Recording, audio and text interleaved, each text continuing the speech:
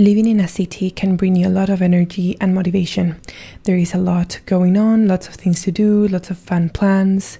However, living in the city generally involves living a fast life.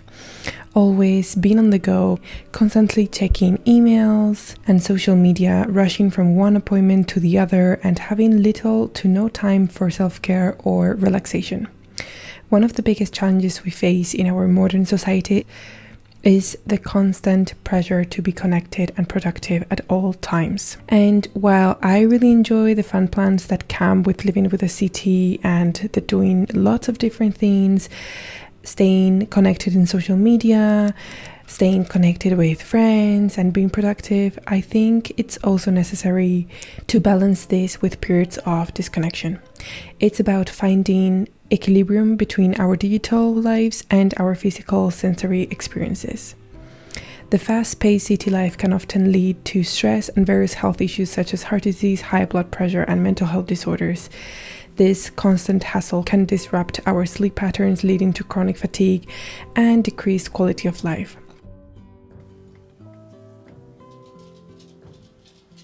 Good morning. In today's video, I would like to take you with me as I share small living practices that I do during the week and also a lot during the weekend in order to practice slow living in the city, and also how to disconnect from the hassle of a city life, mainly during the week.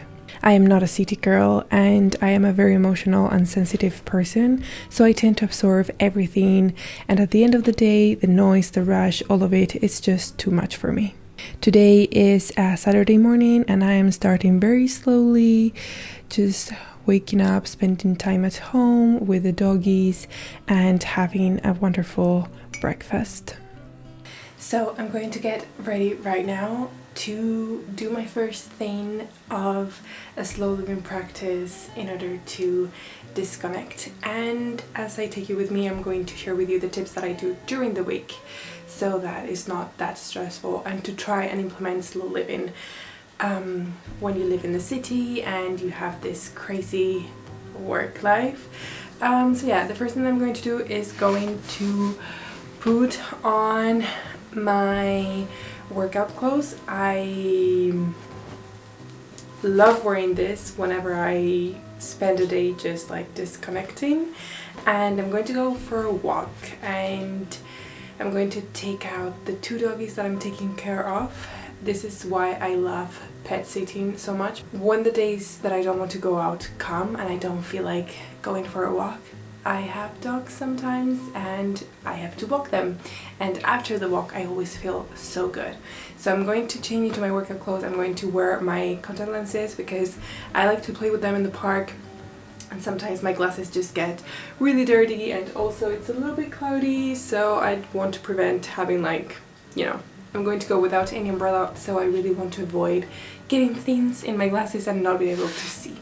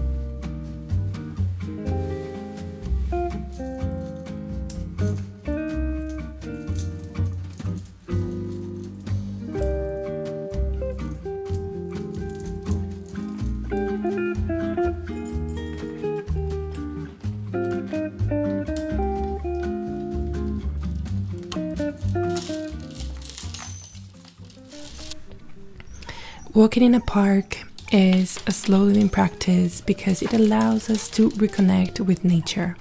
Even if it's just in a small park right in the middle of the city, that really helps. And while you're walking, you can appreciate the beauty of your surroundings. It encourages mindfulness as we notice the sights, the sounds, the smells around us, maybe some kids playing, dogs playing around, feeling the grass, the trees, the leaves moving. Also, the simple act of walking, especially in a peaceful setting like a park, can help reduce stress, clear our mind, and improve our overall well-being.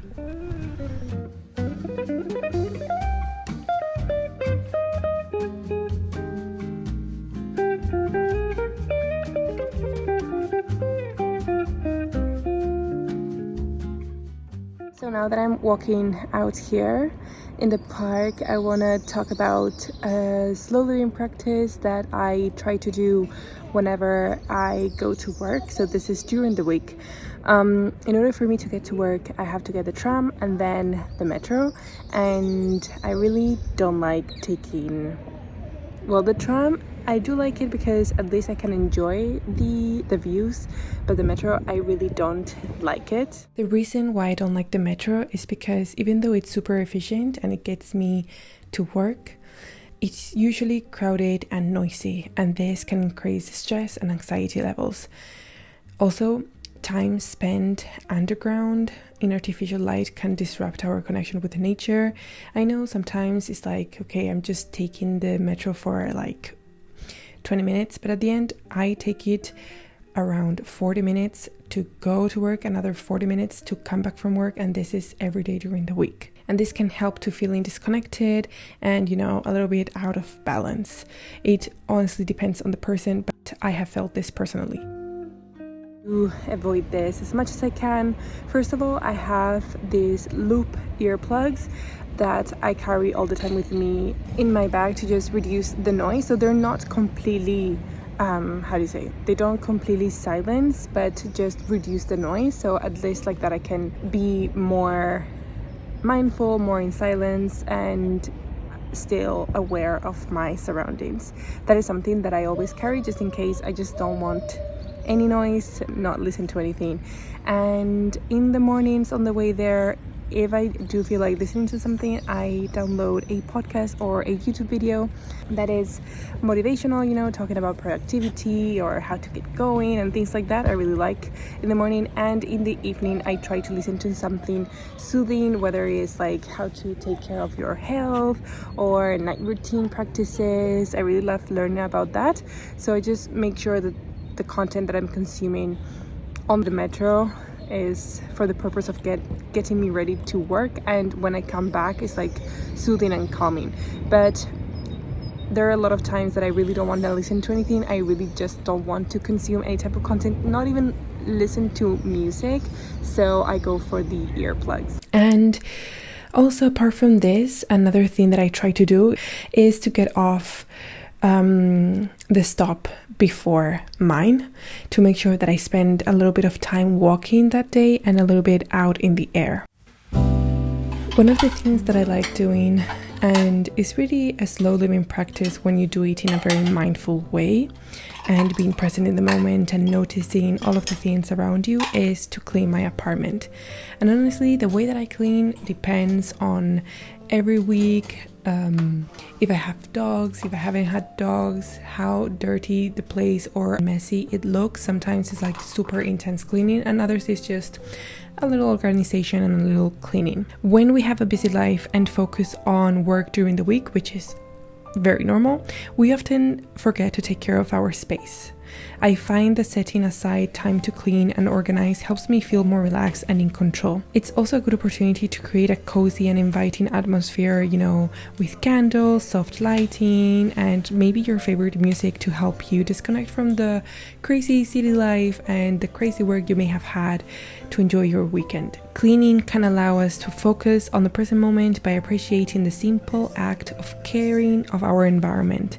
It's a form of self-care that brings a sense of calm and order to my life.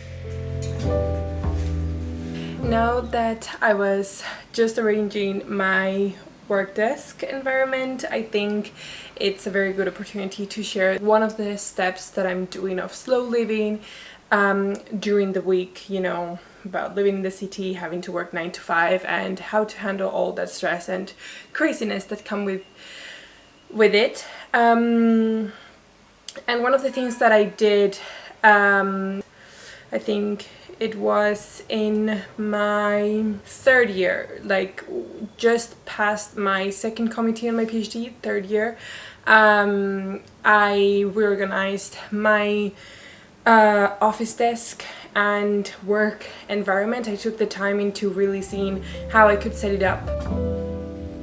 Having a well-organized and aesthetically pleasing office setup can contribute to a slow living practice by fostering a calm and focused environment. It reduces distractions, increases productivity, and encourages mindfulness as we take the time to arrange our workspace in a way that supports our needs and reflects our personal style. This deliberate and thoughtful arrangement of our workspace can be a daily reminder to slow down, breathe, and approach our work with intention and presence. I added some plants to enhance the overall ambience of my workspace, and I feel like introducing an element of nature can have a very calming effect. A clean and clutter-free desk, a comfortable chair, and a good lighting can also make a huge difference to your work experience. So yeah, I really wanted to share this step with you and show you the process.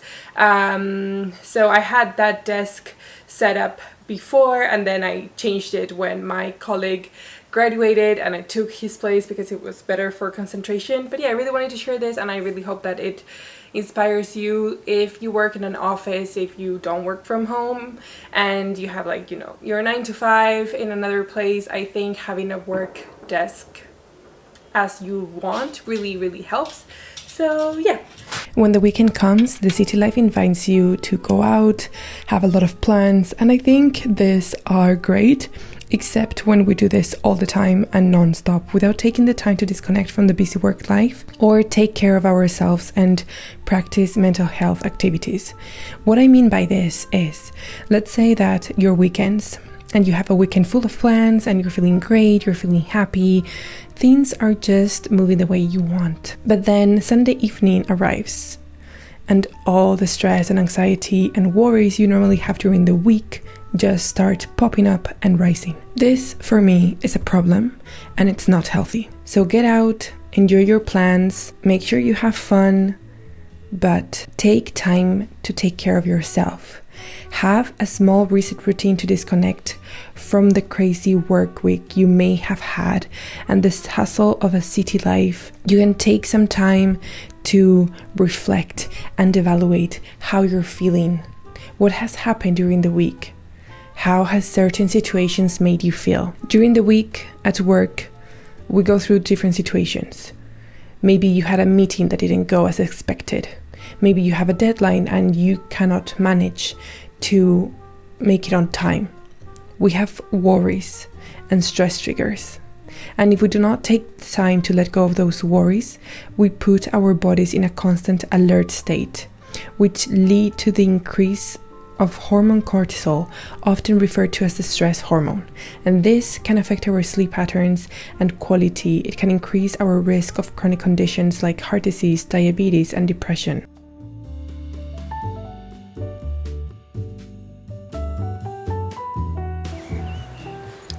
So now that I was sharing this with you about taking some time to reflect and evaluate, I think this is a good opportunity to share another thing that I do in order to slow live in the life and to slow live in the city, and something that has helped me, and I have been doing it for years, not always the same because I think it goes with the situation that you have currently ongoing, but something that I have found helps me the most is having a morning routine. Oh my god, not the bells now.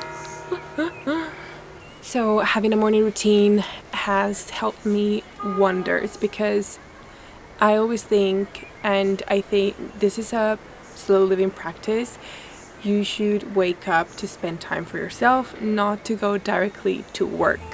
I have been practicing the mindset for years now, and it makes such a difference. Having a morning routine is a slow living practice. It allows us to start our day with intention and mindfulness, focusing on self-care and setting a peaceful tone for the rest of the day. It can include practices such as meditation, exercises, enjoying your cup of tea or your cup of coffee while reading a book. It's about creating a sacred space for yourself before diving into the day's activities. This routine can be as simple or as elaborate as you like, but the key is to make it a consistent practice. Having a morning routine can help reduce stress, increase productivity, and improve your overall well-being. It's a powerful way to connect with yourself, set your intentions for the day, and cultivate gratitude. As a slow living practice, it encourages us to focus on quality over quantity and to enjoy the present moment. In the hassle and bustle of city life, a morning routine can provide a much needed grounding effect, helping us to start our day with a calm and focused mind. You can also add a little bit of journaling, yoga, a quiet walk, or simply just savoring your breakfast. Okay guys, we're back into the actual vlog. I decided to take some time to relax on a hot bath, and just because creating this video is a bit of my work, I actually really wanted to enjoy the bath and not talking. I didn't record myself talking directly to the camera, and in this piece of the video I just wanted to share, because of this time of the day, because it's already nighttime, take advantage and share another slow living practice that I do during the week, which is the same way that I have a morning routine, I have an evening routine. Having an evening routine serves as a transition from the day's activities to a restful night, allowing us to unwind and disconnect.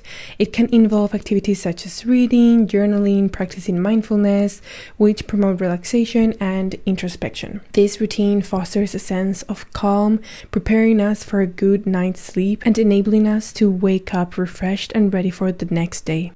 Good morning, guys. It is actually the next day. I'm here in the bathroom talking very low because Jorge is asleep. He's having his best weekend ever, going to a movie festival. A movie festival, photography festival. I'm not sure how is it called, but it has to do with photography, which he loves and is his job, so he's enjoying it. And I really don't want to wake him up. But so today we're having a very slow Sunday. I'm going to be all day at home because I need it. It's actually super cloudy and raining non-stop. I want to enjoy some time with the doggies, and so the plan for today, I am going to put a laundry.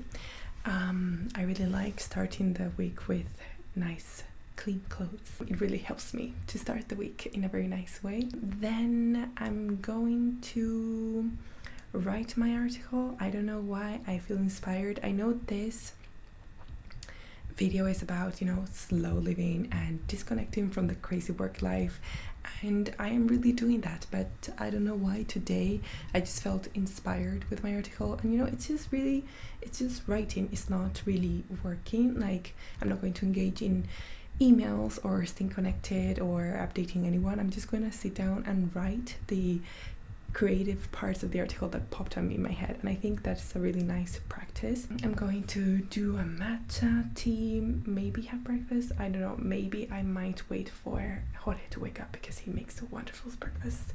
Mine are very simple. I'm going to practice yoga and meditation. I love doing yoga and meditation, especially on a Sunday right before the Monday comes, just to like fully finish letting go of all any tension and negativity that we have, so that we can start the week on point. And then I'm just going to relax, watching TV, reading a book, just being with the doggies. That's it. That's the plan for today, and go to bed early so that tomorrow morning I am fully refreshed and I can start my week just the way that I want to.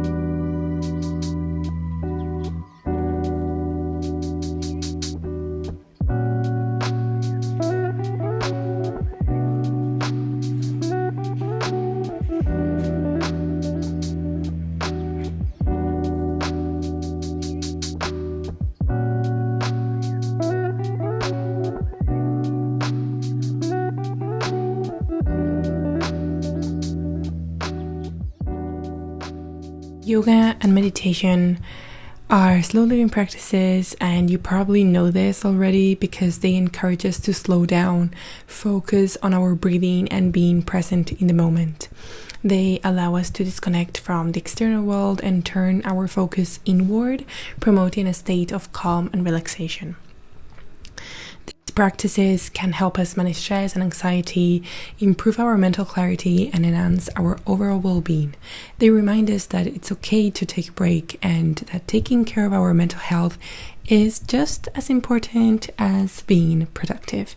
And if you're not used to practicing yoga or practicing meditation, or you're the kind of person that says, oh my god, I can just not be sitting down in meditation for so long because I'm very impatient, I need to get going and doing things. In that case, just give yourself 3 minutes through a guided meditation and you're good to go, or a slow 5 to 10 minute yoga flow. That's all you need. Just start with a small practice if you're not used to this, rather than trying to challenge yourself to a whole 1 hour yoga flow or a 30-minute meditation session. So that scene right there was actually a sneak peek of a video that I have with a yoga flow, just in case you like it, for you to know that you can actually practice yoga with that video. I will leave it linked here. Now I'm in my closet because I want to share something with you. I don't know if this is really slow living practice by default or what, but I do think it's a great idea. Something that I find myself is that in the city life, there's a lot of posts encouraging us to buy things, and generally we end up buying more things that we actually need. And this happens a lot to me, especially with clothes, and I tend to feel like I don't have enough clothes to wear. And the majority of the time when I think about it, it's not that I don't have enough clothes, it's that I don't see them. They're kept in the cupboards or in the different drawers. So I found, actually this weekend, I found an app that I didn't know you could do this. Maybe you guys didn't know about this, but it's an app. I will tell you how it's called. It's called Style Book, and what you can do is take a picture of every single piece of clothing that you have, so you can have it there. You have a section which is named Closet, where you have all of your clothes, and then you have a section which is called Looks, where you can actually create the different looks that you already like or maybe want to try with the different clothing pieces that you have. I think this is really cool. You can also store any inspiration that you have, and I'm really going to try this because I think this could be a kind of slow living practice. Be more mindful about the clothes that you have and try to come up with more outfits or different type of styles, rather than getting encouraged by the constant alerts out there telling us to shop things. So yeah, I really wanted to share this. I'm excited to try it. I have never tried it. I'll let you know further in the future how it goes. And I'm going to end the video here.